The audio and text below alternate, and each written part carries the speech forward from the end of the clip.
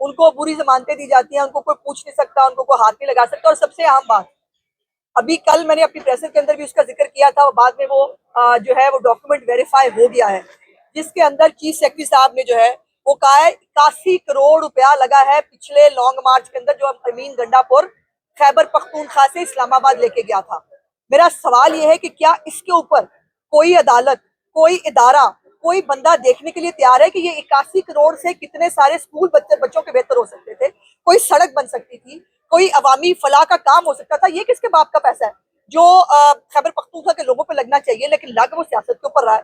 और उन्होंने मेरा ख्याल किया, उन्होंने कहा कि 58 करोड़ रुपया पहले दें, फिर अगले की बात होगी। और कल ये भी मैंने देखा और सुना कि हर एमपी एमएलए को 2-2 और 4-4 लाख रुपया दिया जा रहा है। कैसे भाई, कहां से, कौन से कानून के तहत? इनको किस जो है वो ये वो इमरान खान हर एक के बाप को पूछता था ना, किसी के बाप का पैसा है, अब बताए ना ये किसके बाप का पैसा है?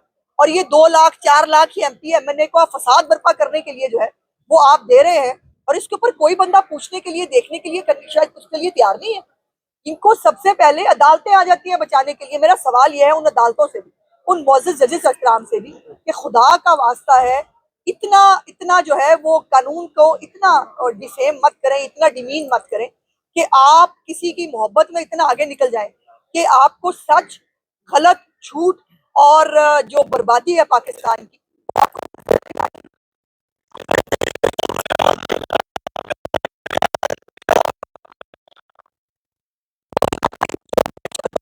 वो साथ किए जाते हैं। क्योंकि उन्होंने अपना बड़ा क्लियर बता दिया है, वो मरने मारने के लिए आ रहे हैं, वो जहाद, सियासत, रियासत के खिलाफ जहाद करने के लिए आ रहे हैं, वो जो है वो फसाद करने के लिए आ रहे हैं, वो हमारा जो कैपिटल है उसको सीज करने के लिए आ रहे हैं। तो ज़ाहिर है ये करने की इजाजत तो नहीं दी जा सकती। तो फिर वो उन्होंने कहा हमारे पास प्लान ए बी है, सी भी है गालिबन। तो मैंने बताया था कि रियासत के पास पूरी एबीसी होती है, जेड तक।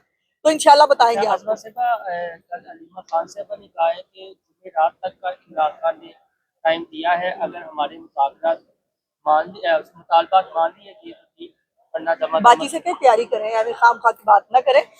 उनको भी हीरोइन बनने का शौक है ना, तो तैयारी करें। अब ये जुमेरात तक टाइम है, फिर जुम्मे तक टाइम है, ये ना करें। आपके पास टाइम ही टाइम है। अब बराए मेहरबानी जो आपने करना है आप करके दिखाएं।